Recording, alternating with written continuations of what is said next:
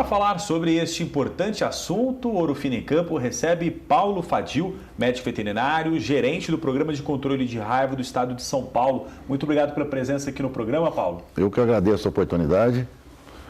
Paulo, vamos começar do início, né? Que tem muito produtor que ainda tem dúvidas em relação sobre o que é a raiva. A raiva está entre as doenças que a gente chama de síndrome neurológica, ou seja, é uma sintomatologia nervosa. Existem várias enfermidades que apresentam um quadro semelhante. É uma doença fatal, quer dizer, a partir do momento que apresentou os sintomas, não tem cura, o animal vai morrer. E essa doença, no caso de bovinos e equinos, ela é transmitida pelo morcego hematófago. É um morcego que se alimenta de sangue desses animais, né? Existem sintomas que podem ser identificados no bovino para poder saber se ele está com a raiva? A sintomatologia, como eu disse, é uma sintomatologia nervosa. Então o animal inicia com uma incoordenação motora, então o animal começa a andar cambaleante. Inclusive eu vou colocar a imagem que a gente tem. Isso, a gente tem algumas imagens.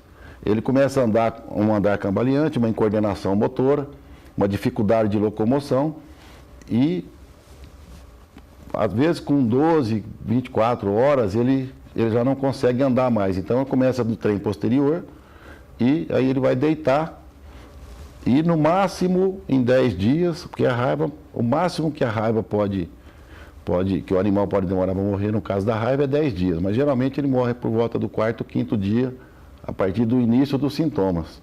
Então a gente vê uma incoordenação, aí o animal não consegue mais levantar depois de 12, 24 horas.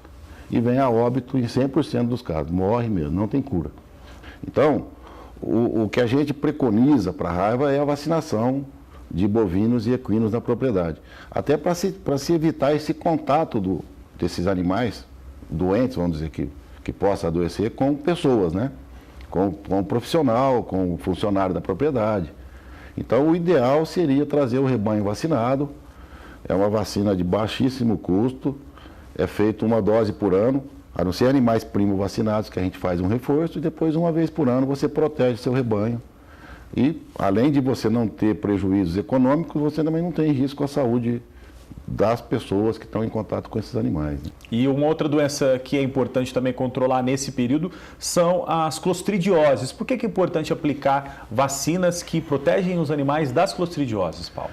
A clostridiose ainda é, muito provavelmente, a doença que mais prejuízo provoca para o produtor, né?